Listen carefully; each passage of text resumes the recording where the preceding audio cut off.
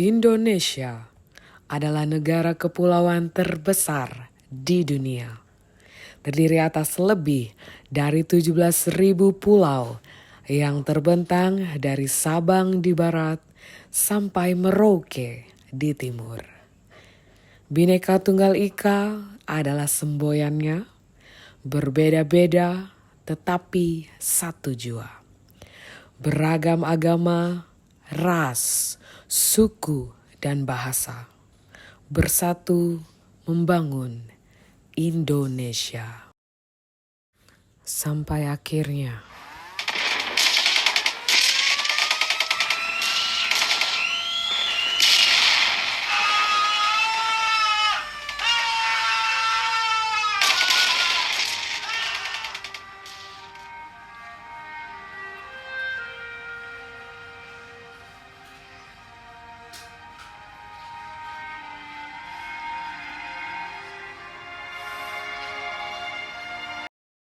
perbedaan bukanlah alasan untuk saling membenci. Perbedaan seharusnya menjadi perekat dalam keberagaman. Kemajuan teknologi informasi dan globalisasi telah menciptakan realitas baru, baik positif dan juga negatif, dan mendisrupsi berbagai aspek kehidupan kita, termasuk kehidupan beragama. Dunia digital telah menembus ruang-ruang privasi umat beragama. Berbagai paham agama, mulai dari yang paling kanan sampai yang paling kiri, bahkan sampai yang ekstrem radikal, dapat diakses secara borderless oleh siapapun.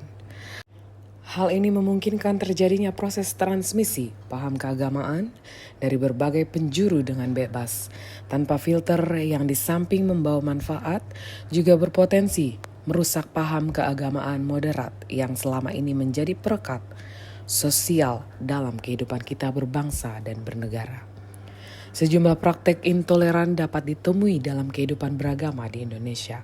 Misalnya, penolakan kehadiran umat beragama lain di daerah tertentu karena merasa mayoritas, penolakan pendirian rumah ibadah, penolakan tradisi adat oleh kelompok umat, dan munculnya politik identitas di setiap menjelang pesta demokrasi, sampai munculnya kelompok berideologi transnasionalisme.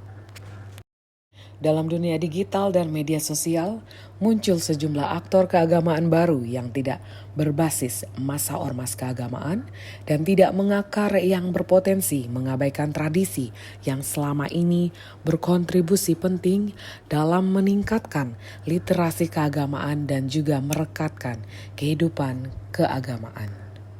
Di samping itu, dominasi narasi konservatisme agama di media sosial akan mentransmisi paham keagamaan konservatif kepada generasi milenial dan Gen Z yang identik dengan dunia digital. Bahkan, tidak jarang penyelenggara negara secara tidak sadar atau kurang pengetahuan melakukan praktik-praktik intoleransi dengan membuat kebijakan perspektif mayoritarianisme dan melupakan perlindungan hak konstitusi warga dengan tidak memfasilitasi umat beragama untuk menjalankan agamanya. Saya Yon Kolina, dosen dari Institut Agama Kristen Negeri Palangkaraya. Menurut saya, kita harusnya mengambil langkah untuk menjaga dan merawat paham keagamaan dan keindonesiaan kita. Moderasi beragama yang berorientasi pada kemaslahatan, kemuliaan manusia, tentunya sangat tepat untuk Indonesia yang beragam, maka harus selalu disiarkan. Kaum moderat harus lebih aktif mengisi ruang-ruang spiritualitas umat, sebab dalam dunia digital dan media sosial sedang berlangsung kontestasi perebutan otoritas keagamaan dan kontestasi memenangkan hati umat. Oleh sebab itu, jika kita semua memiliki kerinduan untuk Indonesia yang terus bersatu, maka kita semua memiliki tugas yang sama untuk menyebarkan semangat moderasi beragama. Institut Agama Kristen Negeri Palangkaraya sudah menerapkan moderasi beragama melalui Tridharma Perguruan Tinggi, yaitu melaksanakan KKN Moderasi Beragama, mengintegrasikan moderasi beragama ke dalam kurikulum, serta memberikan kesempatan seluas-luasnya kepada dosen-dosen non-Kristiani untuk bisa berkontribusi, mengajar, dan memberikan ilmunya kepada mahasiswa IAKN Palangkaraya. Dalam video ini kita dapat melihat contoh dari moderasi beragama, yaitu menghargai atau menghormati budaya lokal ataupun juga tradisi lokal. Mahasiswa peserta KKN Moderasi Beragama bersama dengan DPL berkumpul bersama untuk melakukan ritual potong pantan. Potong pantan merupakan salah satu upacara adat penyambutan tamu yang dilaksanakan oleh masyarakat suku Dayak Ngaju di Provinsi Kalimantan Tengah.